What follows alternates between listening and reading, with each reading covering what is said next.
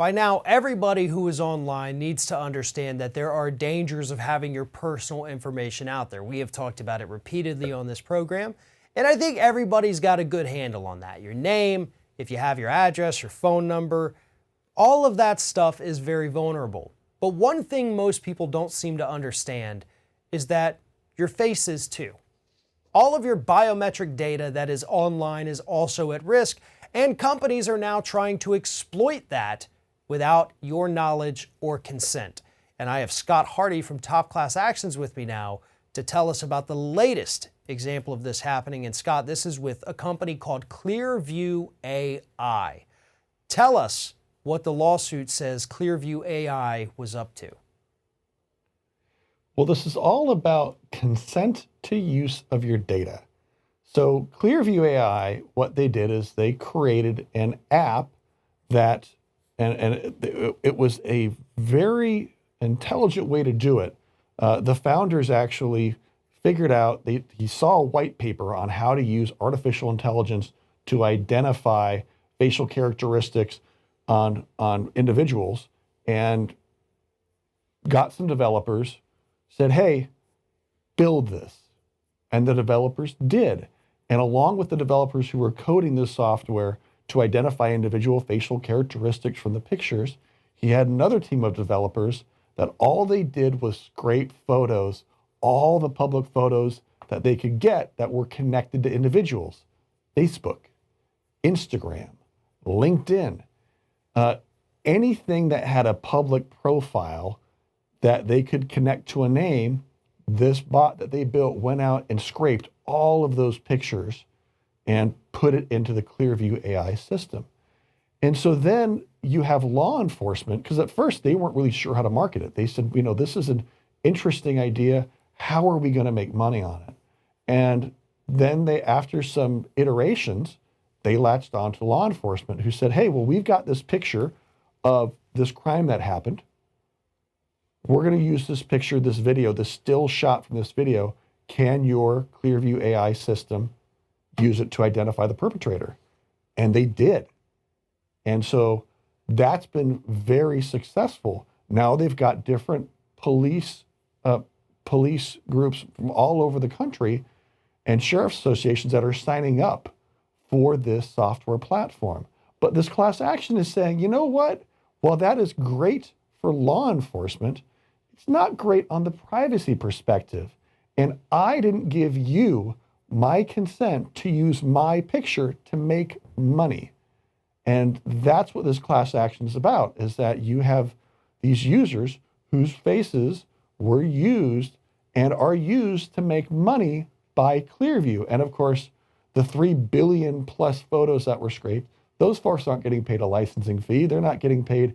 If I have a picture with some guy who robbed a bank on my profile, and you use that picture to catch that crook, and you paid Clearview AI $10,000 a year for their system, well, my picture is what got that person caught, along with the use of your Clearview AI.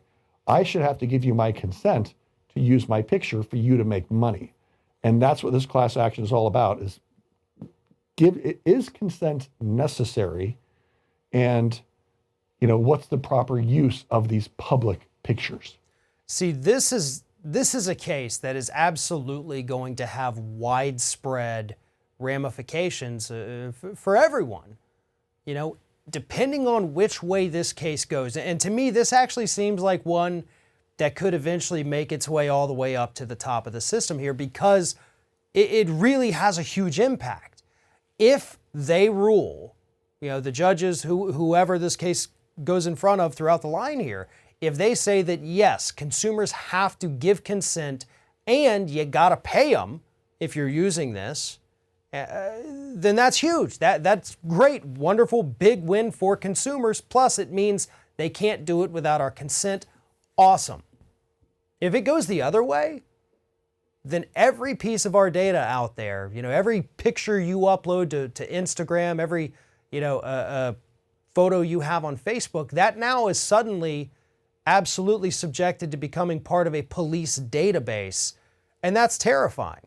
I mean, we all know, we've all read 1984 and we know what it's like to be under constant surveillance because of that book. And so this could be wonderful, or this could be horrible.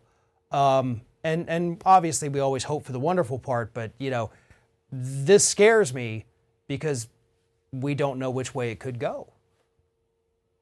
Well, and Clearview AI's perspective is they said, hey, yeah, Facebook says it's technically against rules to scrape all the pictures and use them for my own business.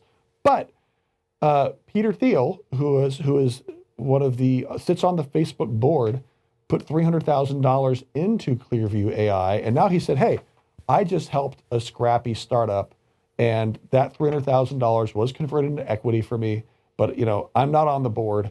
They're doing their thing.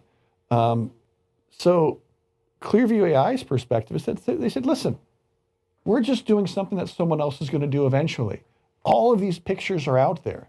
Somebody else is going to do this same type of business model. Why can't it be us? Facebook has said, no, we're not going to do it.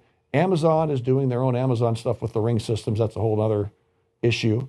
But Clearview AI has said, listen, you put these pictures out there.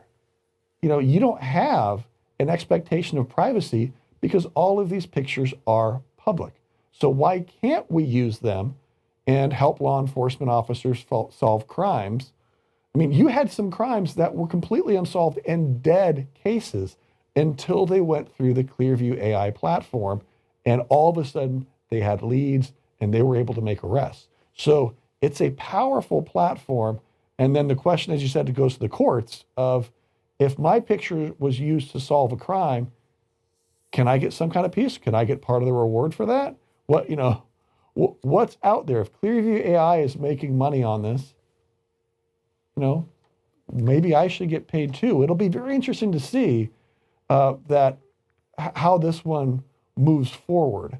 And from an entrepreneurial perspective, what Peter did in funding this, and from what Hone Sun That and Richard Schwartz did, who are the founders of Clearview AI, to build this business, and did what any successful entrepreneur out there did, is that they built a product they thought was valuable, and then they kept iterating until they found their audience that would pay for it. And now here we are.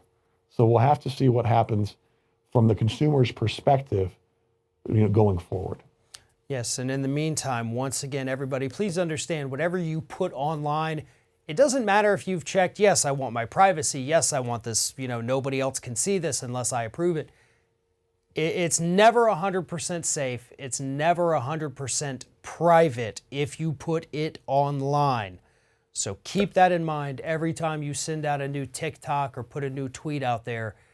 This can and will be public eventually.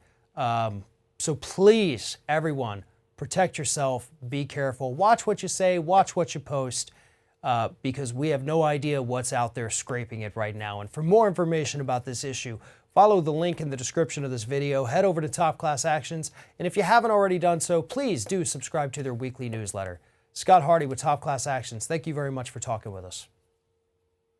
You're welcome. Thanks for your time, Farrad.